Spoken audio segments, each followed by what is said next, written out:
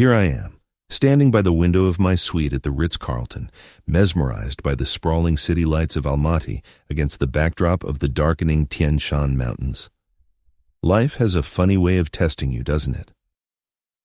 As I take a slow sip of aged cognac, a comforting warmth spreads through me, a stark contrast to the cold truths I've uncovered these past few weeks. It was a hell of a revelation, discovering that my wife of 12 years had been unfaithful. It happened by chance, a classic case of a husband stumbling blindly into the light. Oh, forgive me. My name is Alex, and I have a story to tell. Let me take you back to how I met my beloved Elena. It was during our junior year at KIMEP University. We clicked instantly, a whirlwind romance that felt like it would last forever. But then, graduation loomed. I had decided to enlist in the Kazakh armed forces, while Elena was hunting for a job in finance. In that uncertain time, I knew one thing for sure. I was hopelessly in love with her. But the thought of proposing before shipping out for an unknown term of duty felt selfish. It wouldn't have been fair to her. After completing my service, I returned to Almaty and within weeks landed an excellent project manager position at a major international energy company. My boss, Murat, was ex-military himself and had a preference for hiring veterans, valuing their discipline and work ethic. I was excelling, earning praise and promotions. It was then I decided it was the right time to try my hand at online dating. I was stunned when I saw her profile picture. It was Elena, my college sweetheart. She looked absolutely radiant. Elena might not fit the narrow conventional standards of beauty, but her presence is magnetic. In university, she had a passion for ballet, and she always took impeccable care of herself. It showed. Standing at 175 cm, she has the graceful, powerful legs of a dancer, a perfectly toned stomach, and youthful, firm 34B breasts. Her dark brown hair cascades down her back, framing a face with deep, enchanting brown eyes and a smile that could melt the harshest winter. She has an approachable elegance, pure, delightful, and unquestionably beautiful. I signed up and messaged her without a second thought. It took a week, but she finally replied, asking where I had been and why I hadn't made contact in 5 years. The fact that she was bothered by my silence during my service told me she had missed me. That was all the encouragement I needed. We started dating again, picking up seamlessly where we had left off. A year later, we were married. Another year passed, and our first daughter, Sophia, came into our lives. My career took off, which unfortunately meant more travel. That's just the nature of the business. 2 years later, our family grew again with the arrival of our second daughter, Mia. Since then, I've been promoted again, and we now own a beautiful house in the Meadow district with excellent schools and clean mountain air. The only drawback is that I still travel frequently, sometimes for 2 weeks out of the month, but it's what the job demands. After a few years, Elena began to resent my frequent trips. She missed having me around, feeling my presence was a comfort. I reassured her it was a necessary part of my job and that a promotion was on the horizon that would reduce my travel. She understood, but she was never happy to see me go. Looking back, I should have seen the signs, but my love for her was a blinding light, preventing me from noticing the first cracks in our foundation. A strange pattern began to emerge whenever I returned home. Our conversations would spiral into arguments over the most trivial things. She would bring up a topic that had nothing to do with me and somehow twist it to lay the blame at my feet. Her main grievance was always the same: my absence. It took me a while to realize she had a point. Then, a small clue sparked my suspicion. I was gathering laundry when I found a silk chemise and matching panties in the hamper. Now, my wife is not one for extravagant lingerie. She prefers comfortable t-shirts and shorts to bed. If it's cold, she'll wear sweatpants. The one time I bought her something from a high-end boutique, she wore it once before it vanished into the back of her closet. So where did this silky set come from? It was a surprise, to say the least. Another sign was the fading affection. Our physical intimacy had always been incredible, full of passion and energy. But she started making excuses. I was often tired from my travels, so I didn't press the issue, naively believing that once my trip stopped, our life would return to normal. I didn't want to pressure her, knowing it would only make things worse. The final piece of evidence hit me like a physical blow. A mutual friend, Dmitri, had seen Elena at the Green Bazaar, far from our side of town, with another man. At first, Dmitri thought it was me, given how intimately they were holding hands and interacting. They were laughing, affectionate, completely absorbed in each other. But as Dmitri got closer, he realized his mistake. He quickly looked away to avoid being seen by Elena and casually walked off, a sense of unease settling over him. He followed them discreetly for a while, watching as they eventually got into a car and drove away. That phone call from him changed everything. I was just about to wrap up a meeting when my phone rang. It was Dmitri. I answered with a casual, "Hello?" "Hey, Alex, it's Dmitri." "Hey, man, sorry, I'm tied up in meetings right now. Can I call you back when I'm free?" "Absolutely, but please call me as soon as you can. It's important," he said, a note of concern in his voice. "No problem. I'll take care of it. Are you sure it's nothing urgent?" "Don't worry about it. Just call when you have a moment. Take your time." After the call, I moved on to my next appointment, not giving it much thought. I figured if it were truly critical, Dmitri would have told me then. Later that evening, I finally had a chance to call him back. "Hey, Dmitri, what's up? What was so important you had to call me during a workday?" "Alex, I saw something the other day and I don't know how to tell you this. I saw your wife with someone else." "What are you talking about? Was she with a friend?" My mind struggled to process his words, anxiety tightening its grip on my chest. At first, I thought it was you with her, but as I got closer, I saw it wasn't. She was with another man, an Alex. They looked like a couple, holding hands, laughing, kissing. "I hate to be the one to tell you this, but I think she's cheating on you." The words landed like punches, leaving me numb. "Why would you think that? We have a strong, happy marriage. She has no reason to—" I couldn't finish the sentence. As I thought back on the clues I had found, everything started to click into place, even as I desperately wanted to deny it. Dmitri urged me to face the situation sooner rather than later. "Maybe you can still fix your marriage. If you need anything, just call me, okay?" Sure, I'll keep you posted. Thanks a lot, Dmitri." I ended the call and sank onto the hotel bed, my world spinning. The more I thought about it, the more I considered it might be true.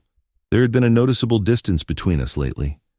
As the reality of my wife's betrayal sank in, a cold anger began to build. I wanted to find the man who dared to touch my wife and make him pay. During the drive home from the airport, my initial rage subsided, replaced by a cold, rational focus. I was in a difficult position. Without solid proof, I had no idea how to proceed. As soon as I landed, I called Dmitri. I needed more information about the man she was with. My primary goal was to shield my daughters from the turmoil their parents were facing. I wanted to save my marriage, to keep our family together, no matter what it took. "Alex, listen to me," Dmitri said. "Don't do anything you'll regret. I have a friend who went through something similar. I think you should talk to him. He can guide you, help you figure out the best way to handle this. Don't do anything that could make your situation worse." Dmitri had a point. I needed to talk to someone who had been in my shoes, someone who could advise me on how to gather evidence and confirm my suspicions. "He's right," Dmitri continued. "Go home and act normal. If she suspects you know something, it will be much harder to find any proof. I hope I'm wrong, Alex, but what I saw, I can't ignore it." When I got home, I put on a brave face for Elena and the girls. It was one of the hardest things I've ever had to do, but I managed. In the days that followed, I searched the house for any clue, any proof of her affair. I found nothing, but I had a nagging feeling I was missing something important. Dmitri called again and suggested I meet his friend. I agreed, but not wanting Elena to become suspicious, I told her I had a series of late meetings for the week. I walked into the quiet coffee house and saw Dmitri and his friend in a booth at the back sipping tea. "Hey, Alex," Dmitri said as I approached. "This is Victor, the friend I told you about." I sat down and we exchanged greetings. The somber expressions on their faces told me this was not a pleasant social call. "Dmitri told me about your situation," Victor began. "I know what you're feeling right now, but let me tell you my story. My wife had an affair with her boss. At first, I tried to win her back, but she made it clear she wanted nothing to do with me. I was so angry, I went after both of them. I didn't get violent, but my actions still landed me in prison for 5 years. I lost everything in the divorce and got sued by her boss.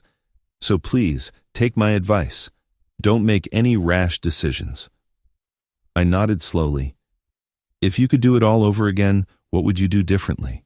Would you still have tried to win her back, or would you have ended it from the start?" "If I had the chance, I would have played it smart. I would have gone after her boss, made sure he never saw it coming. And my wife, now that I know the truth, I would have ended it without a second thought." The disgust in his voice was palpable.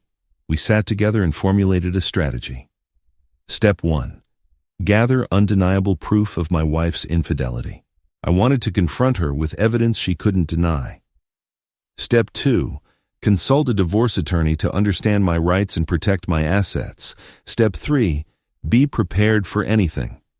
I needed to have a stash of cash ready in case she found out what I was doing and froze our accounts. Step 4. Find a temporary place to stay, a fallback option if I needed to make a clean break. Amidst all the planning, a thought crossed my mind. Why don't I just talk to her, try to convince her to end it? The moment the words left my mouth, Victor slammed his fist on the table, his composure gone. "Did you not hear a word I said about not doing anything foolish? Her new boyfriend is probably filling her head with compliments, while you're the husband who's never home. You need to find out what happened and what he said to her before you do anything. Were you in the military?" The question caught me off guard. "Yes? Why? What do you do before you go into battle?" I paused, the answer clicking into place. "You gather intelligence on your enemy." "Exactly. You need reliable information. Think of this as a strategic campaign. You need a plan, but you also need to be ready for the unexpected. Have a contingency plan and know what your next move is. Without a clear objective, you're just flailing in the dark." I let out a deep sigh. This just blindsided me. My wife and I, we were so happy. I couldn't finish the sentence. "It happens to the best of us." "I'm sorry," Victor said softly. After a moment, Dmitri asked, "So what's the plan? What's our next move?" I had a clear goal. I want to save my marriage if I can. But more than anything, I want that man to pay for trying to take my wife from me. "Legally, of course," I added, and Victor smirked. "But first, I need hard evidence and intel on my opponent. Any ideas?" "You can do your own detective work if you have the time," Victor suggested. "I spent a fortune on private investigators and got very little in return. You have access to everything you need, her bank accounts, credit card statements, phone records. Start there. Look for any suspicious charges or calls. See if she has another cell phone. And hey, why not set up some hidden cameras in the house, audio and video? There's nothing like catching them in the act, especially in your own bed." He saw the look on my face and quickly apologized. "Sorry, kid, I didn't mean to." I held up a hand. "No, it's okay. I need to hear this if I'm going to see this through." We talked for another hour, and I absorbed every piece of advice Victor gave me. He warned me not to tell anyone at work until I knew who she was involved with. Someone might know my schedule and tip him off. He also suggested that, if he were in my shoes, he would play some games with his wife's lover. That idea intrigued me, but I knew I needed more information first. The next day at work, I reviewed my travel schedule. I had 2 trips coming up, one of them a short 2-day trip to Astana. I had to be careful about changing my schedule in case someone at the office was involved. I went to my boss, Murat, and proposed extending my Astana trip for the entire week. He thought it was a smart move and approved it without a second thought. Now, I just needed a way to make it look like I was gone the whole time. I bought a prepaid debit card with cash and used it to book a return flight on a different airline. Then, I went online and ordered some spy cameras and a high-quality camera with a powerful zoom lens, capable of capturing clear images in low light. My plan had 2 phases. First, I needed to identify this man and learn everything I could about him. Second, I had to catch them in the act on video, leaving no room for denial. I spent the rest of the day planning, something I excelled at. But a crucial piece was missing: the man's identity. Without it, I couldn't trust anyone, not even my friend and boss, Murat. By the end of the week, my packages had arrived at Dimitri's apartment. All that was left was to find the right opportunity to install the cameras. Luckily, Elena's regular Saturday shopping trips with her friends and mother gave me the perfect window. Within a couple of hours, I had all the cameras set up and tested. The best part? I could access the live feed from my tablet or laptop thanks to the internet. With the cameras in place, I started my detective work. I checked her credit card statements first, looking for any unusual charges. Then, I went through her closets, searching for any new, eye-catching outfits. I found a few, including a stunningly short red dress she had never worn. I couldn't help but picture her in it, a private, painful fantasy. There was no concrete proof, but that red dress was a departure from her usual style. Frustrated, I went for a 5-mile run in the foothills, the crisp mountain air helping to clear my head. When I returned, Elena's car was in the driveway. As I opened the front door, the sound of my daughter's laughter filled the house, bringing an involuntary smile to my face. "Elena, I'm home!" I called out. My daughters ran in from the family room, excited to tell me about their day.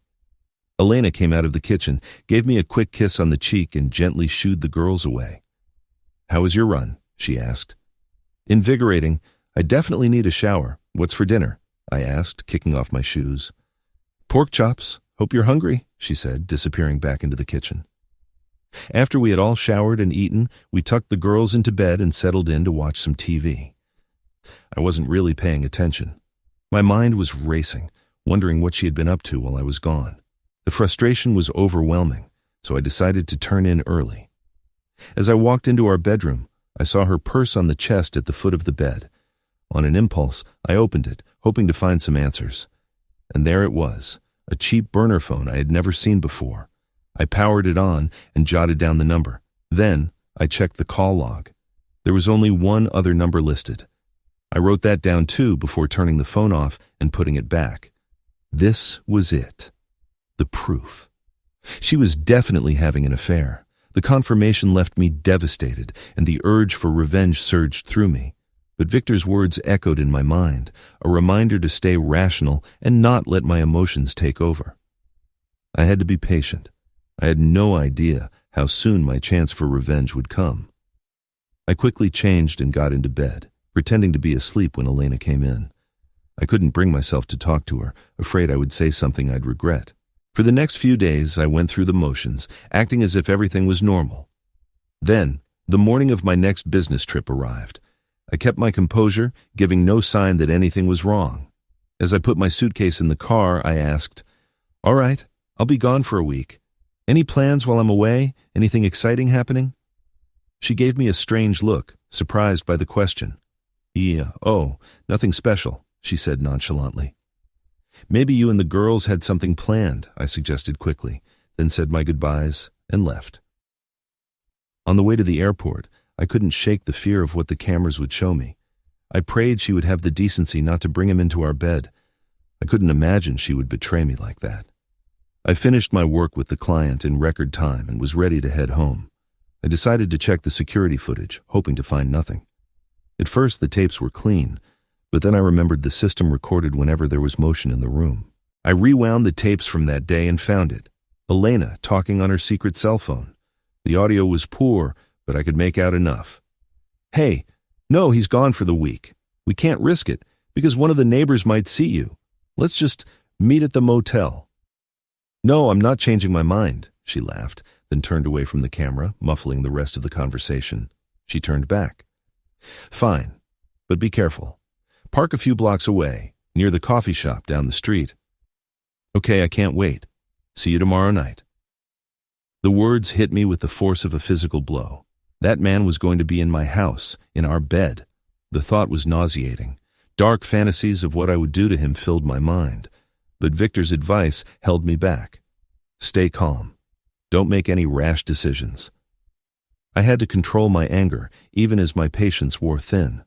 Why was she doing this? My wife, the woman I adored, the mother of my children. What could have driven her into another man's arms?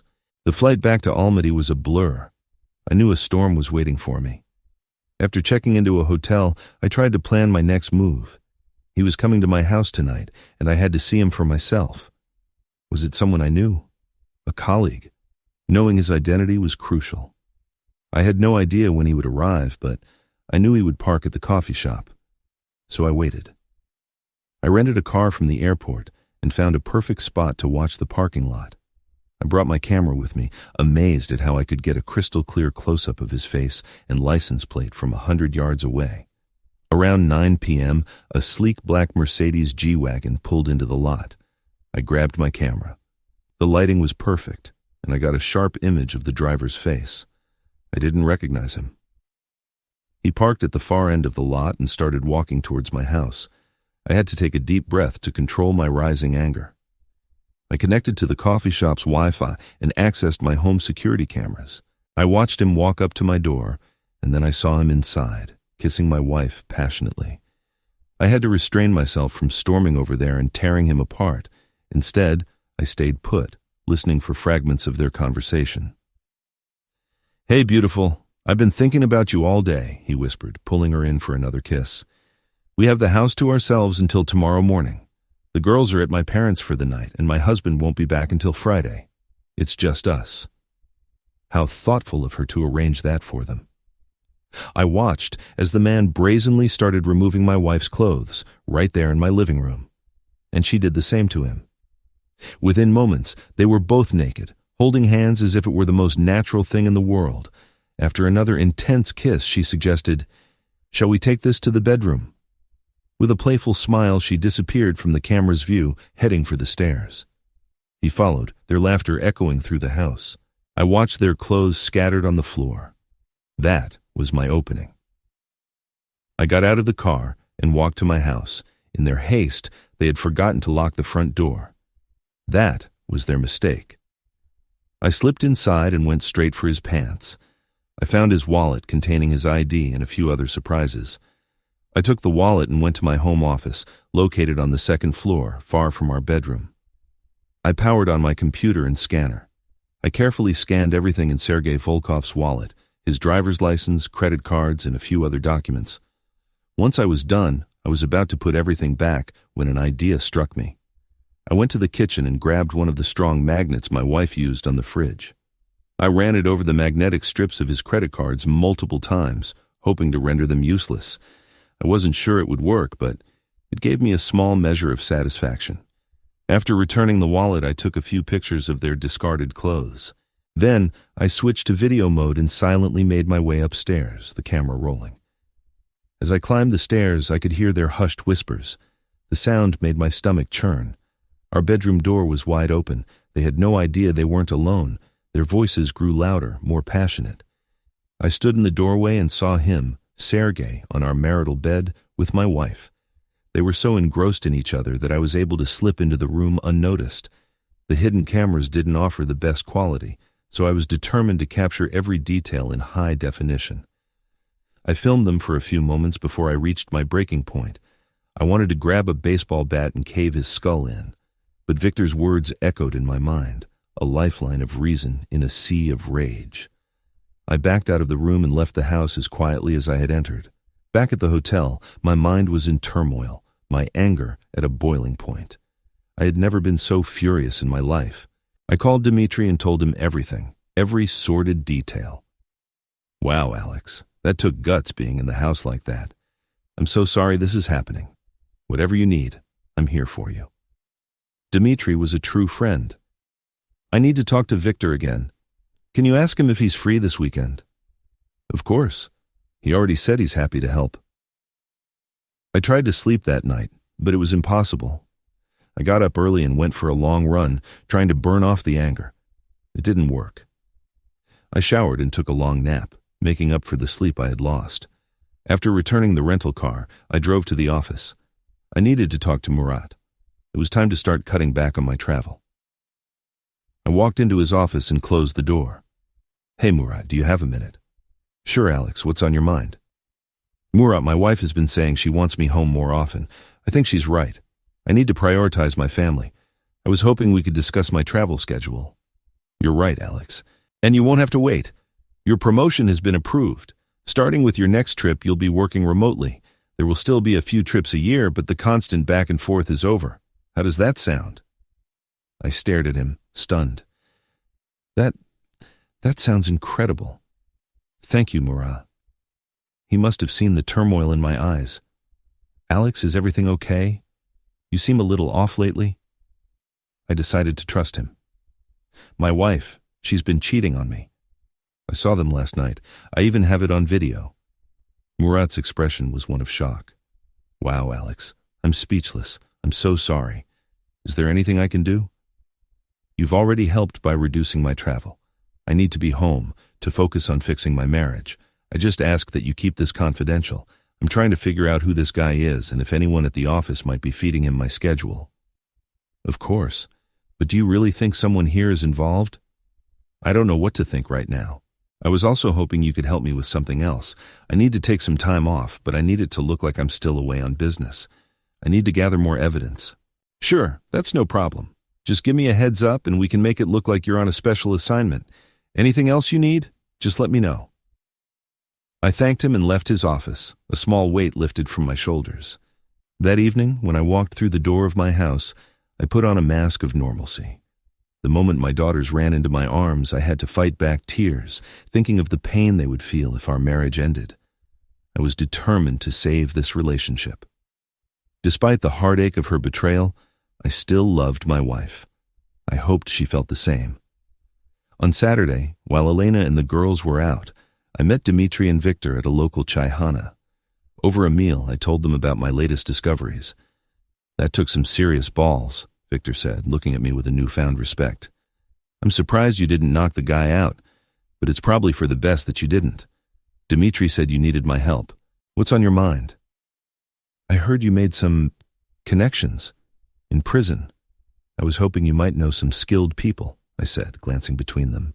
They exchanged curious looks. For the next hour, I laid out my plan, what I wanted to achieve with the help of Victor's contacts. When I was finished, Victor grinned. "That's a solid plan. I might know a guy who can help, and if he can't, he'll know someone who can. But they'll expect to be paid, so you'll have to work that out with them. Let me make a few calls." "Great. Here's my number." I wrote it on a napkin and handed it to him. "Call me when you've talked to your friends. We can set up a meeting." The rest of the weekend was uneventful. On Sunday night, my wife and I usually spent some quality time together, but she claimed she wasn't feeling well. It had been over a month since we had been intimate. My next trip was approaching. I went to Murat and asked for the following week off, reminding him to tell anyone who called that I was on a business trip. He wished me luck. The hard part was telling my wife this trip would be longer than usual. She wasn't happy, but I expected that. "Sweetheart, I know you're not happy about this, but it's just temporary. I'll be home before you know it," I said, trying to sound cheerful. She didn't even smile. "Just call me when you get there, okay?" she said with a sigh. I kissed her cheek, but it was cold, distant. That small gesture hurt more than seeing her with another man. Was this the end? I left before I could say something I'd regret. I flew out, met with the client, and closed the deal ahead of schedule, allowing me to catch an early flight back. I watched the cameras all week, but there was no activity at the house. I did see her on the secret cell phone, though. Her plans made me sick. I went to the office to pick up the items I had ordered online. Knowing my wife's routine, I was able to plant a GPS tracker in her car without raising suspicion. Then, I went to Sergei's house. His car was in the garage. I peered through the sliding glass doors with my camera and hit the jackpot.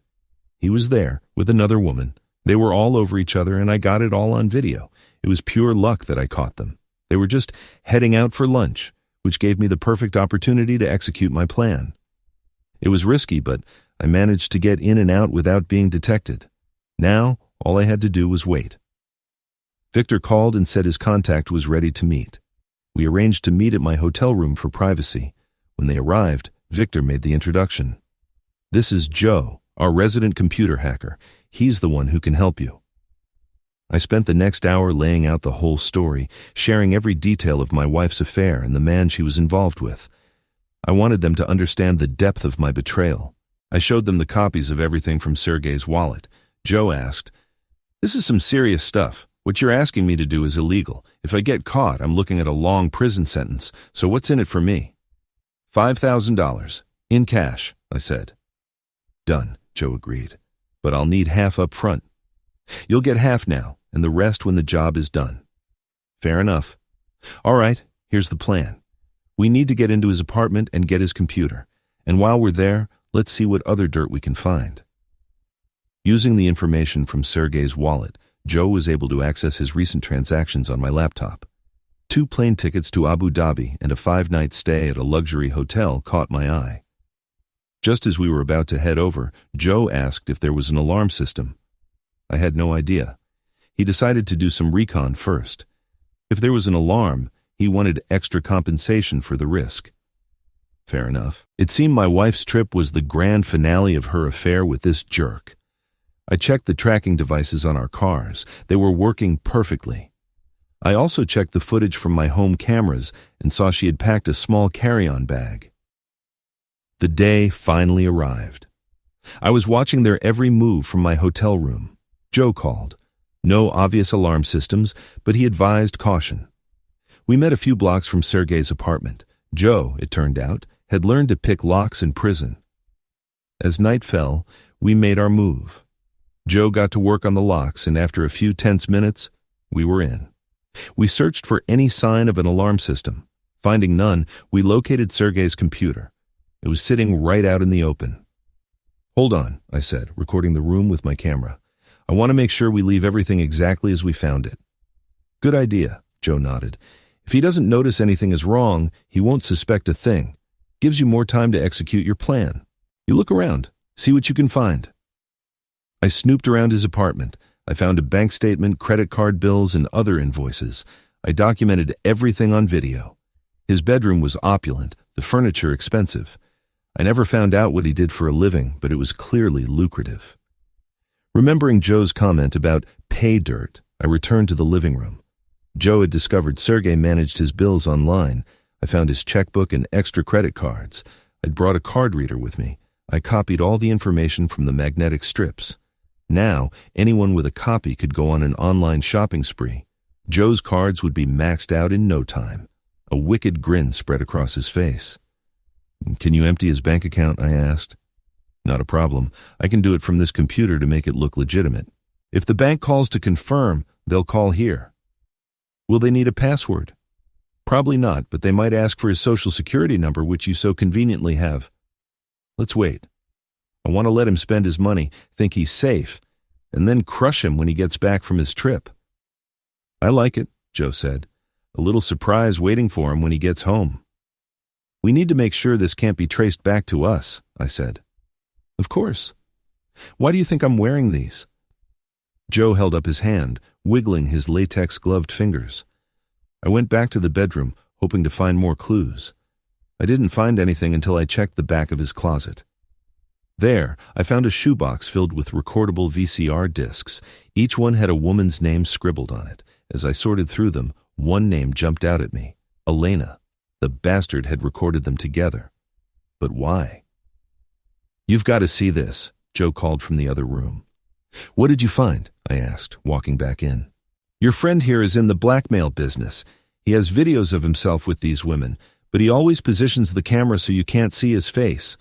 According to his emails, some of them are trying to get extensions on their payments.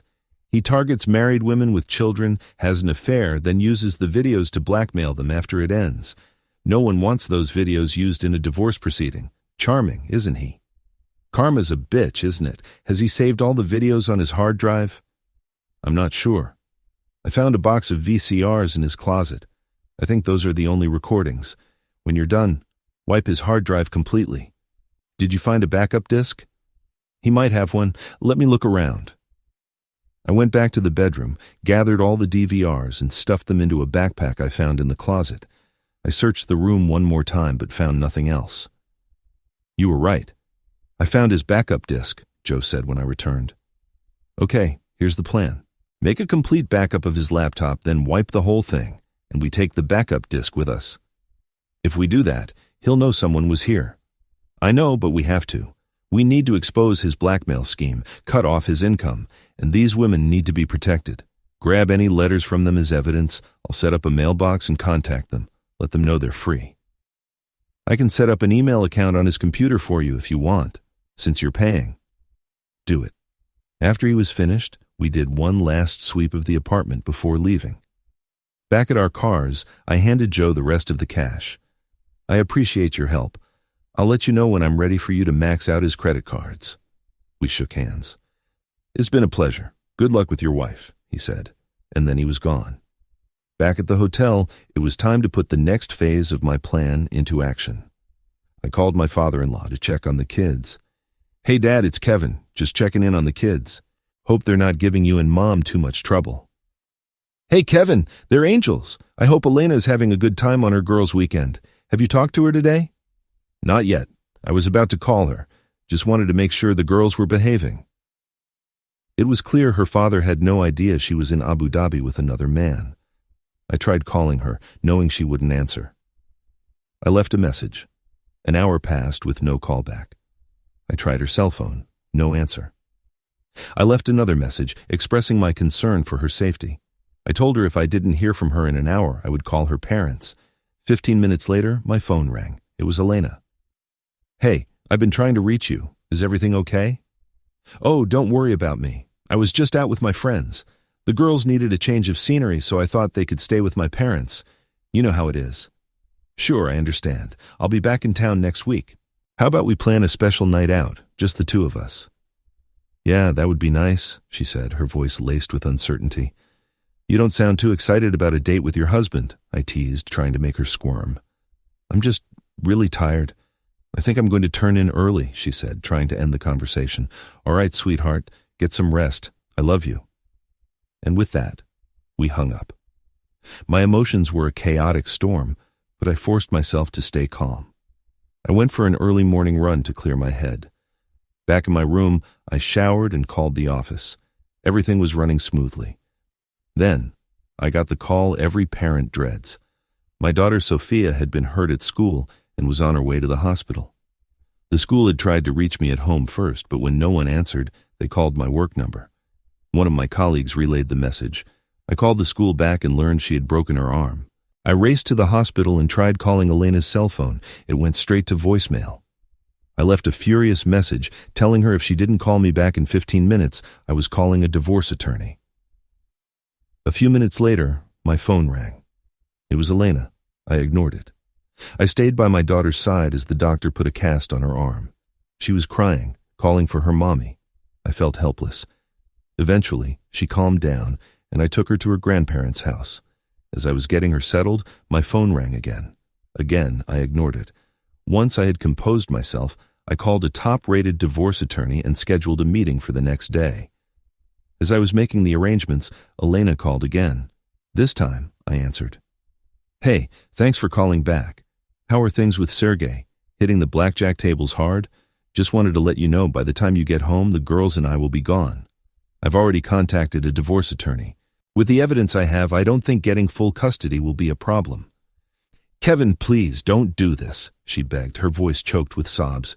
Where were you when your daughter was in the hospital crying for her mother?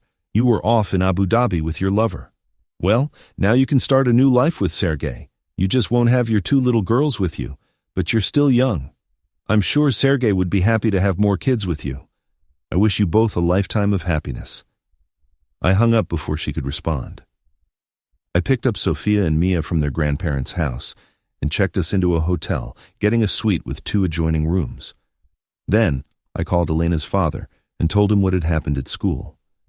I explained that we wouldn't be coming home until things were sorted out. Kevin, what's going on? Is something wrong between you and Elena? I have some concerns. You'll have to talk to her to get the details. Right now, I'm just making sure the girls are safe. I hope you can understand.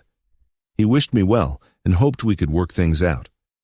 Then, I called Joe. Hey, what's the latest? Let's ruin this guy financially. Max out his credit cards, empty his bank accounts, open new cards in his name and max those out too. I want him so buried in debt he can't see a way out. Joe laughed. Consider it done, kid. If you have any other creative ideas for this guy, let me know. This one's on the house. After the call, I called home. To my surprise, Elena answered immediately. Hello? It's me. Kevin, I'm so sorry. Can we please just talk about this? I want to do whatever it takes to save our marriage, she cried. If you're serious, there are a few conditions, I replied coolly. I'll do anything. Please don't leave me. My girls are my world, and so are you. I hope you mean that, Elena. I can forgive the infidelity this one time. But if it ever happens again, we're done. Do you understand? Yes, I understand, she whispered. Here's what's going to happen. First, you're going to call Sergey and tell him it's over, that I know everything. Next, we're going to sit down and watch the videos I took. I want you to see what I saw. And finally, we're going to a marriage counselor, and we'll keep going until they're convinced our marriage is saved. I love you, Elena, but what you did, it shattered me. I was at a loss when Sophia was in so much pain, crying for you. I can't even begin to describe the hell I've been through. There was a long pause, and I could hear her sobbing on the other end. Kevin, I'm so sorry. I was so lonely when you were gone. It's not an excuse, I know, but I'll do whatever it takes to make this right. Please, just bring the girls home. I miss them, and I miss you. I can't do that right now. After 3 long days, I finally called Elena and told her I was bringing the girls home the next morning. She broke down in tears, repeating over and over that we would work things out. I hope so, Elena. I really hope so. The next day, we drove home. As soon as we pulled into the driveway, Elena ran out to meet us. The girls jumped out of the car and into her arms. She hugged them tightly, showering them with kisses. She looked at me and mouthed a sincere thank you before turning her attention back to her daughters. Once we were inside and I had unpacked the car, Sophia recounted the story of her accident, explaining how she had fallen off the swings and broken her arm. Oh, sweetie, I'm so sorry I wasn't there for you. I promise it will never happen again. I give you my word, okay? It's okay, Mom. Dad was there. He even took us on a little vacation. Seeing Elena's tears again, I felt a pang of guilt. I had been there for our daughter when her mother was in Abu Dhabi with another man. The weight of her actions seemed to crush her, and she quickly retreated to the bedroom, closing the door behind her. Is Mom okay? She's crying, Sophia asked. She'll be all right, sweetie. She's just upset she wasn't with you at the hospital. I'll go talk to her. She just needs a minute to process everything. I took the girls' bags upstairs and then went to our bedroom. I found my wife lying on the bed, sobbing. I sat down on the edge and gently rubbed her back. She looked at me, her eyes full of remorse. Kevin, I'm so sorry. I can't tell you how much I regret what I did, the pain I've caused you and the girls. What can I do to fix this? How can I get back what we had? I looked into her eyes. Do you still have feelings for me? Yes, of course. I love you so much. I love you too, but I can't ignore the pain you caused me. Things are going to be different for a while. I want to trust you again, but it's going to take time. I wanted revenge on that man. Honestly, that feeling hasn't completely gone away, but I'm not going to act on it. It's going to take a long time for me to believe you won't make the same mistake again. I know, and I'll do whatever it takes to keep our family together. Just give me a chance, she begged, tears streaming down her face. You mean everything to me, Elena. I leaned in and kissed her cheek, tasting the salt of her tears. We're in this together. It's going to be hard work, but I believe we can get back to the way we were before all this happened.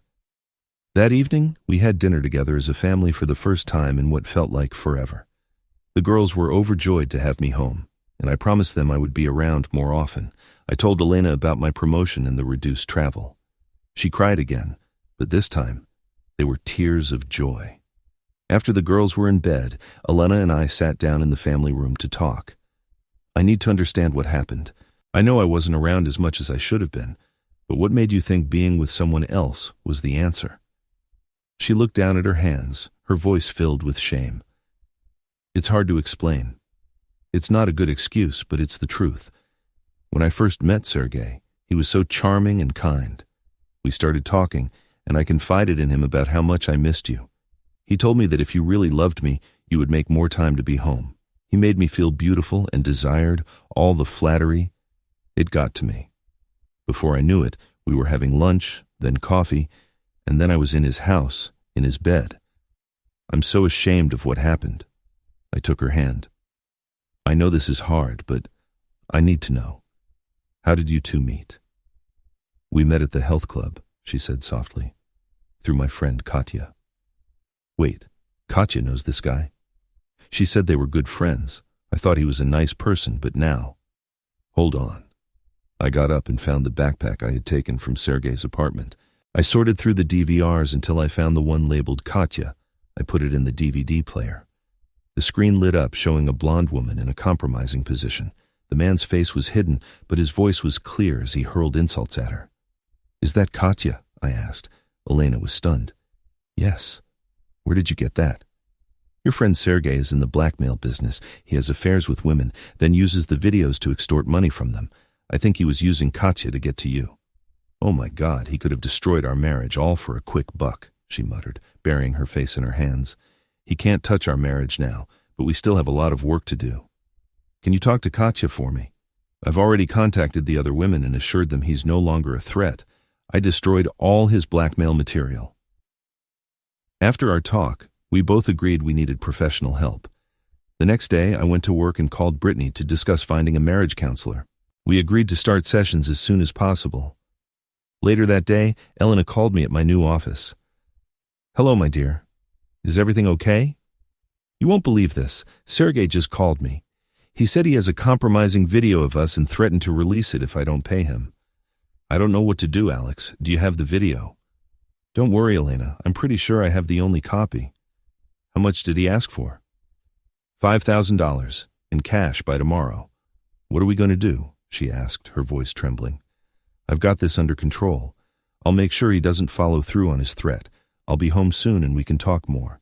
If he calls again, just let me know, okay?" "Okay, sweetie. Just come home soon." After the call, I immediately contacted a home security company and scheduled an installation.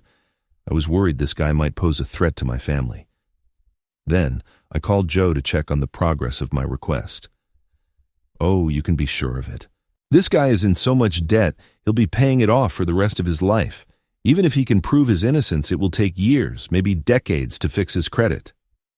Keep the pressure on. I want him to go bankrupt. Can you do that?" "He's already on his way. Soon he'll be collecting cans on the street to buy his next meal," Joe laughed. "That's great. Thanks, Joe," I said, a smile spreading across my face. Next, I called the divorce lawyer. I needed a good private investigator to help me deal with Sergey. The lawyer recommended a man named Henry. I called him and explained the situation. "This is a unique case, but I have a few ideas," he said, and I was immediately intrigued. I invited him over to my house to discuss the plan with my wife. It was simple. My wife would wear a wire and record her conversation with Sergey while handing him the money. The PI would be nearby, filming the entire exchange, and just in case, I would be there too. We hoped Sergey would incriminate himself, giving us the leverage to either get him to leave us alone or turn the evidence over to the police. When I got home, Elena ran into my arms, holding me tightly. I shared the PI's plan with her. "I don't know if I can do it. I don't want to see him again." "Is there another way?" she said, adamantly against the idea. "Elena, if we want this guy out of our lives for good, we have to be strong. I'll be right there with you, and Henry will have it all on camera. This should be enough to make him leave you alone. Can you do this?" She nodded. "I'm in if that's what it takes. You promise you'll be there?" "I promise." The doorbell rang. It was Henry. We went over the details of the plan, discussing what Elena needed to say to get Sergey to incriminate himself. We decided the exchange should happen in a public place to minimize the risk of him getting aggressive. The next day, I took the day off work. Henry arrived and fitted my wife with a wireless microphone. We settled on an outdoor cafe as the meeting spot. I would be in a store a few doors down, watching from a distance. When Sergey called, he sounded nervous but agreed to the plan. We arrived at the cafe an hour early. Henry got set up, and I went to a sandwich shop nearby. Elena arrived 30 minutes later, ordered a coffee, and took a seat where Henry and I could both see her. She had been sitting there for about 15 minutes when Sergey walked in. He must have arrived early, too. I prayed he hadn't seen me or Henry. He sat down opposite Elena. She looked tense, but held her composure. I watched them, my heart pounding, ready to intervene at a moment's notice. I saw Elena pass him an envelope. Then she glared at him and said something. Suddenly, he grabbed her wrist, making her spill coffee all over his face. I was out the door in a second, ready to take him down. As I stepped onto the sidewalk, I heard Elena's furious voice. "You're a disgusting pig, you asshole." I had never heard her use such language. I reached their table and grabbed Sergei's arm. "Hey, what the—" He never finished the sentence. I twisted his arm behind his back and hit him with a powerful right hook to the jaw. He stumbled backward, landing in a heap on the sidewalk. I leaned in close, my voice a menacing whisper. "If you ever come near my wife again, I will find you, and you will regret it." I took the envelope and turned to my wife. "Are you okay? Did he hurt you?" "No, I'm fine. He was demanding more money. Said he had other copies," she said, visibly shaken. "He's got nothing." "Let's go home," I said, taking her hand. We left Sergei sprawled on the sidewalk, his eyes following us as we walked away. The next day, my wife and I went to the police station. We met with a detective and gave him the recording. He believed there was enough evidence to press charges against Sergei, but when they went to investigate, Sergei was gone. He had skipped town. The police assured us they would continue their pursuit and follow up on any new leads. It's hard to believe a whole year has passed since that day. Elena and I started seeing a marriage counselor, and it has done wonders for our relationship. We're happier than we've been in a long time, though we still have some things to work through. We're stronger now, our love deeper than it was before the chaos. Our counselor suggested we talk about what happened from time to time, just to keep the lines of communication open, but we don't dwell on it. We've moved on. I haven't seen or heard from Sergei since that day, and honestly, I don't care. My travels have changed too. Now, whenever possible, I bring Elena and the girls with me. We've had some incredible adventures together, but that's a story for another time.